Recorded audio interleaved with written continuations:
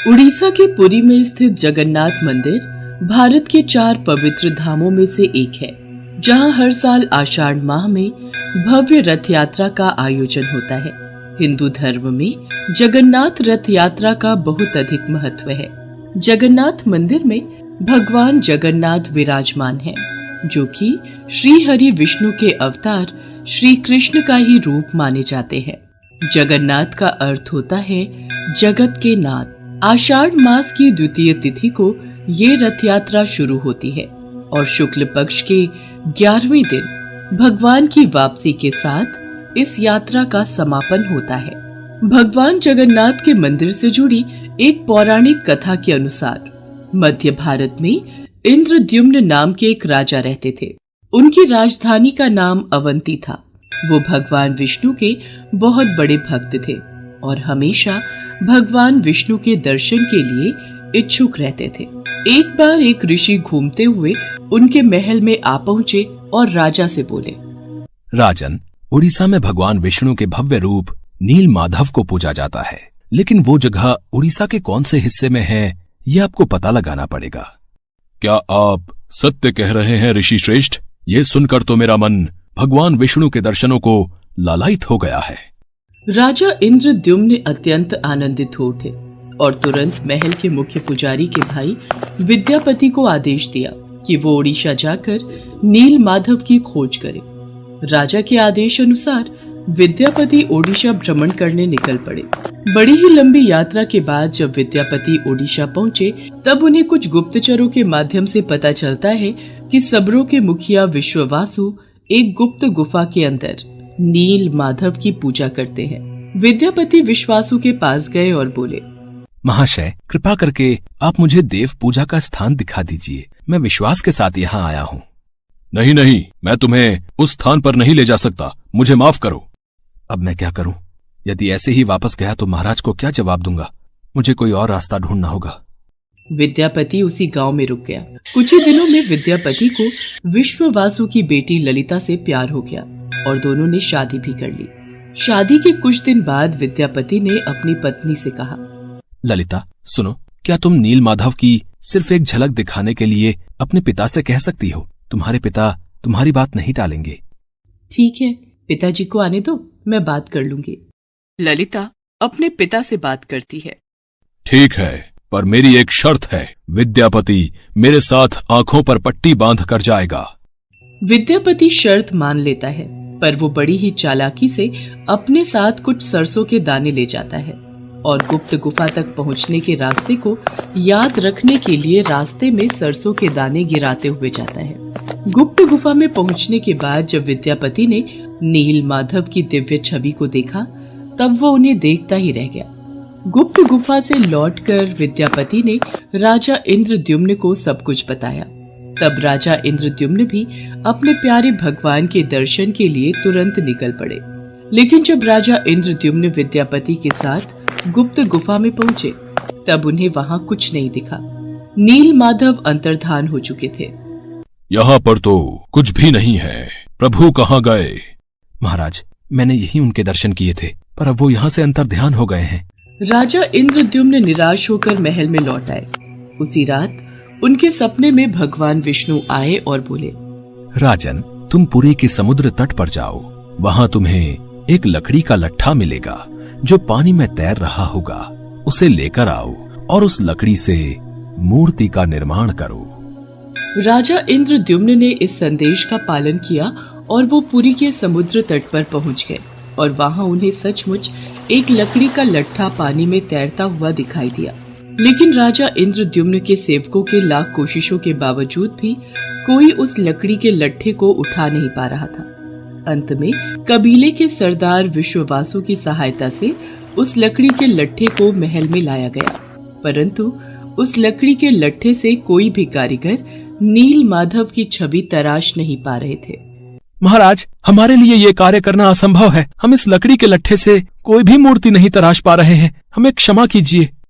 जब इस काम को करना नामुमकिन हो गया, तब भगवान विष्णु ने फिर से राजा के सपने में दर्शन दिए और कहा, राजन, तुम देवताओं के शिल्पकार विश्वकर्मा की आराधना करो। वो इस कार्य को अवश्य पूरा करेंगे।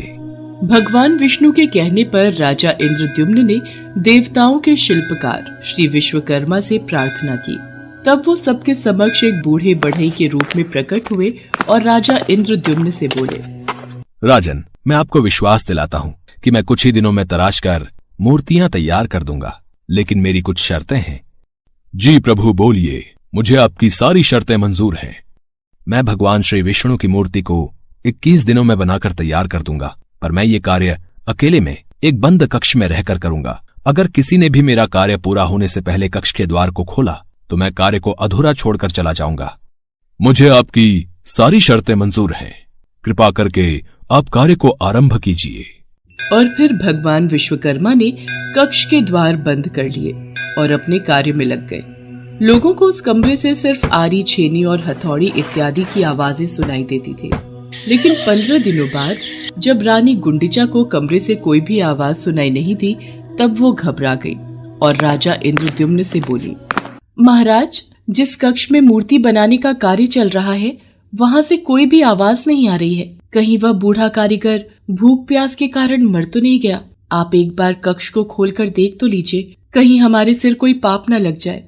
पर महारानी, हमें उन्होंने यही शर्त रखी थी कि 21 दिन से पहले उस कक्ष का द्वार न खोला जाए। कहीं कोई अनहोनी हो गई तो? महाराज, ऐसे भी तो हम चिंता में हैं। कक्ष को खोले बिना कुछ पता नहीं चलेगा। रानी गुंडिचा ने राजा इंद्रद्युम्न से कक्ष का द्वार खोलने की जिद की। आखिर में कक्ष के द्वार को खोला गया और राजा इंद्रद्युम्न के ऐसा करते ही वो बूढ़ा कारीगर बने भगवान विश्वकर्मा गायब हो गए और अपने पीछे आधी बनी 3 मूर्ति छोड़ गए। राजा इंद्रद्युम्न को इस बात से बहुत दुख पहुंचता है कि उन्होंने विश्वकर्मा की बात को नहीं माना और शर्त के नियम तोड़ दिए।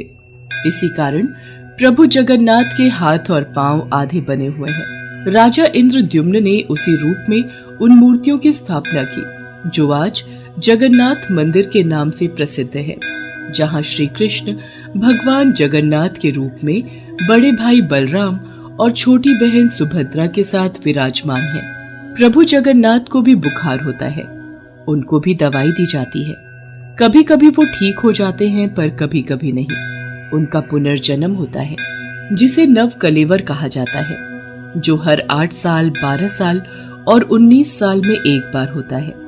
इन दिनों उड़ीसा सरकार पुरी में अंधकार का ऐलान करती है और कुछ खास पुजारी अपनी आंखों पर लाल कपड़ा और हाथों में लाल कपड़ा बांधकर पुरानी मूर्ति से कुछ रहस्यमयी चीज को निकालकर नई मूर्ति में लगा देते हैं, जिसे ब्रह्म पदार्थ कहा जाता है।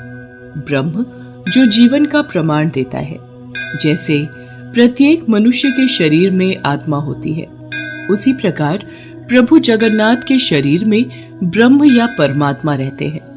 यही कारण है कि प्रभु जगन्नाथ दुनिया के एकमात्र जीवित ठाकुर जी हैं, जो भक्तों की पुकार सुनते हैं, समझते हैं और उनकी इच्छाओं को पूरा करते हैं। श्री जगन्नाथ मंदिर के ऊपर स्थापित लाल ध्वज सदैव हवा की विपरीत दिशा में लहराता है।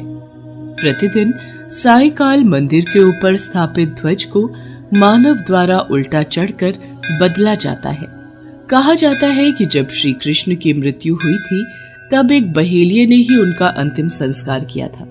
लेकिन उस वक्त श्री कृष्ण का दिल आग में जला नहीं था, जिस वजह से बहेलिये ने उस हृदय को लकड़ी के गुच्छे में बांधकर समुद्र में प्रवाहित कर दिया था, जो फिर बहते बहते पुरी के समुद्र तट पर पहुंचा और वहां से फिर राजा इंद्रद्युम्न ने उसे प्राप्त कर प्रभु जगन्नाथ की मूर्ति का निर्माण करवाया।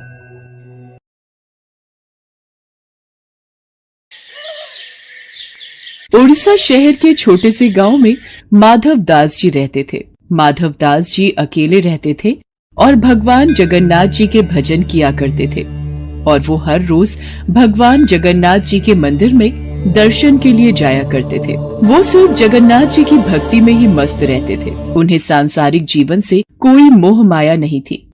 एक दिन अचानक माधवदास जी की तबीयत खराब हो गई। उन्हें उल्टी दस्त का रोग हो गया। वो बहुत ही कमजोर हो गए कि उठने बैठने में भी उन्हें समस्या होने लगी। माधव जी अपना कार्य स्वयं करते थे। वो किसी से मदद नहीं लेते थे। जो व्यक्ति उनकी मदद के लिए आता था उनसे कहते थे, मेरे प्रभु, मेरे जगन्नाथ जी स्वयं मेरी रक्षा करेंगे। ऐसे ही कुछ दिन और बीत जाते हैं। माधव जी की तबीयत और खराब हो जाती है। अब तो वो मलमूत्र भी बिस्तर पर त्याग देते थे, परंतु उन्होंने अपनी भक्ति और आस्था जगन्नाथ जी पर से नहीं छोड़ी। इतना बीमार होने के बाद भी वो नियम से जगन्नाथ जी की आराधना किया करते थे। यही दूसरी ओर जगन्नाथ जी अपने भक्त की उन पर आस्था देखकर अत्यंत खुश थे। तभी बलदेव जी जगन्नाथ जी से कहते हैं, हे प्रभु, आपका प्रिय भक्त इतना कष्ट में है, आप उसे दूर क्यों नहीं करते? उसके पूर्व जन्म के कष्ट हैं जो उसे भोगने ही होंगे, पर उसने मेरी इतनी भक्ति की है, इस कारण मैं पृथ्वी लोक पर जाकर उसकी देखभाल करूंगा। तब स्वयं जगन्नाथ जी सेवक के रूप में माधव जी के पास उनकी सेवा करने के लिए जाते हैं। वो माधव जी की बहुत सेवा करते हैं और उनके गंदे वस्त्र भी भगवान जगन्नाथ जी अपने हाथों से स्वयं साफ किया करते थे और उन्हें स्नान भी कराया करते थे। भगवान जगन्नाथ जी की सेवा से जब माधव दास जी स्वस्थ हुए और उन्हें होश आया, तब भगवान जगन्नाथ जी को उनकी सेवा करते देख वो तुरंत पहचान गए, ये मेरे प्रभु ही हैं। देखो माधव, मुझसे भक्तों का कष्ट सहा नहीं जाता, इसी कारण मैं तुम्हारी सेवा करने के लिए स्वयं आया हूँ। और जो पूर्व जन्म के कष्ट तुम्हारे भाग्य में लिखे हुए हैं, वो तो तुम्हें भोगने ही पड़ेंगे।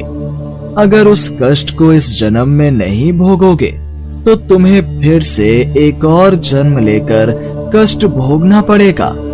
मैं नहीं चाहता था कि मेरे भक्त को उसके पूर्व जन्म के कष्टों के कारण अगला जन्म फिर लेना पड़े। इसलिए माधव, मैंने तुम्हारी सेवा की। अगर फिर भी तुम कह रहे हो तो मैं अपने भक्त की बात नहीं टाल सकता। अब भी तुम्हारा ये रोग 15 दिन का और शेष है, इसलिए वो 15 दिन का रोग वो मैं ले लेता हूँ। 15 दिन का वो रोग जगन्नाथ प्रभु ने माधव दास से ले लिया। तब से भगवान जगन्नाथ जी 15 दिन के लिए बीमार रहते हैं। तब से आज तक हर वर्ष से यही चलता आ रहा है। ज्येष्ठ पूर्णिमा को भगवान जगन्नाथ जी को ठंडे जल से स्नान कराया जाता है। इस स्नान के बाद भगवान को बुखार आ जाता है।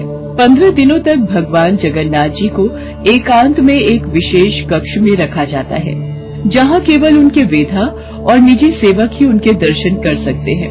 इस दौरान भगवान जगन्नाथ जी को फल के रस, औषधि एवं दलिये का भोग लगाया जाता है और रोग मुक्त करने के लिए उन्हें काढ़ा भी पिलाया जाता है। भगवान के स्वस्थ होने पर अपने भक्तों से मिलने रथ पर सवार होकर निकलते हैं, जिसे रथ यात्रा कहा जाता है। इस रथ यात्रा में भगवान जगन्नाथ जी के साथ साथ उनके भाई और बहन भगवान बलदेव और देवी सुभद्रा की भी रथ यात्रा निकलती है। रथ यात्रा प्रतिवर्ष आषाढ़ मास की शुक्ल पक्ष की द्वितीय तिथि को निकलती है।